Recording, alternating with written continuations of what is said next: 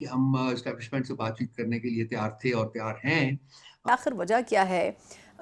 حکومت اور پھر آگے پولیس کا بھی جو محکمہ ہے وہ اتنا زیادہ زور کیوں دے رہا ہے جو خان صاحب کے پولی گرافک اور فوٹوگرامیٹک ٹیسٹ ہیں؟ پولیس کی درخواستیں تھیں ان دونوں ٹیسٹ کے حوالے سے، وہ بھی مسترد کر دی ہیں کورٹ نے، اس سے پہلے بھی 2 بار موقع دیا گیا۔ آپ کو کیا لگتا ہے سر کہ ایسا کیا ہے جو خان صاحب کو یہ ٹیسٹ کے تھرو ہی سامنے آ سکتا ہے؟ یہ مختلف ہتھ کنڈے ہیں لوگوں کے جی معاملات کو جو ہے وہ کمپلیکیٹ کرنا۔ پالیگرافک ٹیسٹ کی جو ریکوائرمنٹس ہیں اس میں سے جس کے اوپر یہ کنڈکٹ کرنے ہو ٹیسٹ اس کی اپروول جو ہے، اس کی ایگریمنٹ جو ہے وہ ایک پری ریکوزٹ ہے۔ یہ لا کہتا ہے آپ کا، یہ آپ کا آئین کہتا ہے۔ خان صاحب نے کوئی لا کو نہیں توڑا، کسی آئین کی وائلیشن نہیں کی۔ اب یہ کورٹ جو ہے اس کو بھی ایک ایشو بنا کے آگے لے جانے کی کوشش کرے گی۔ تو جہاں باقی اتنا سب کچھ ہو رہا ہے، یہ بھی کوئی ہمیں تو کوئی اور لگتا نہیں ہے، بیکاز ان کے پاس کرنے کو اور کچھ ہے نہیں ہے سوائے اس کے کہ یہ مزید کمپلیکیشن جو ہے وہ خان صاحب کے لیے کریٹ کریں، جو یہ کر رہے ہیں۔ سر لیکن اب جس طرح اپوزیشن یہ سوچ رہی تھی کہ ہم ایک کوئی احتجاجی تحریک بھی شروع کریں گے، مذاکرات کی بات تو ہوئی تھی، اس پہ ہم نے آپ سے پہلے بھی ایک دفعہ ذکر کیا تھا، لیکن اب آپ کس طرح کریں گے؟ مطلب پچھلی عید کا حوالہ تھا، اب اگلی عید آ گئی ہے، یہ اب احتجاجی تحریک کا لاہ عمل کیا طے کیا جا رہا ہے؟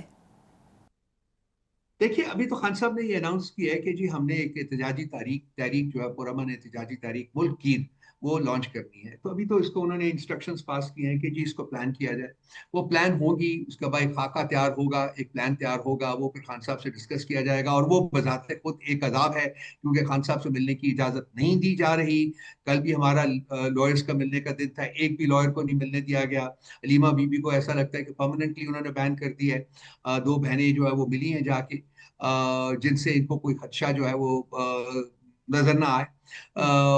جو ہمارے جو سیاسی رہنما ہیں وہ تقریباً 30 ہفتے ہو رہے ہیں کہ کسی کی ملاقات ہونے ہی نہیں دی گئی۔ سو اس حد تک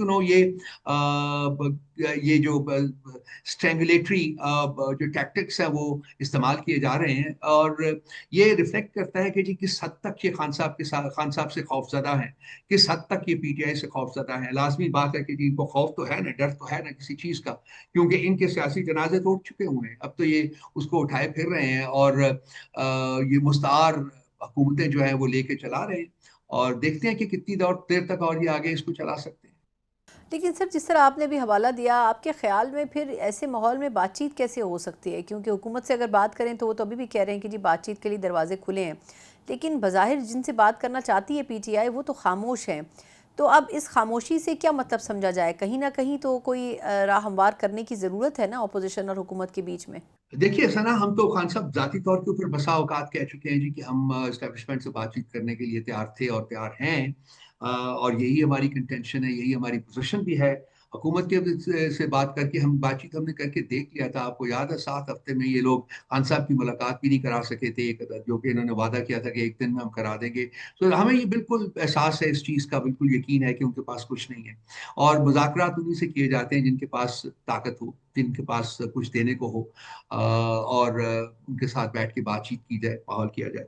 ہم میں تو ان بہت کم لوگوں میں سے ایک ہوں جو کہ مذاکرات کے دائی رہے ہیں ہمیشہ سے۔ میں نے ہمیشہ ڈائلاگ کی بات کی ہے، اور آج بھی میں اسی کی بات کرتا ہوں۔ جتنی مرضی حالات مشکل ہو جائیں، at the end of the day تو بات چیت کرنی ہی پڑے گی، اور یہ بات چیت جو ہے وہ اسٹیبلشمنٹ اور پی ٹی آئی کے درمیان جو ہے میں اس کو ناگزیر کہتا ہوں، یہ ہوگی۔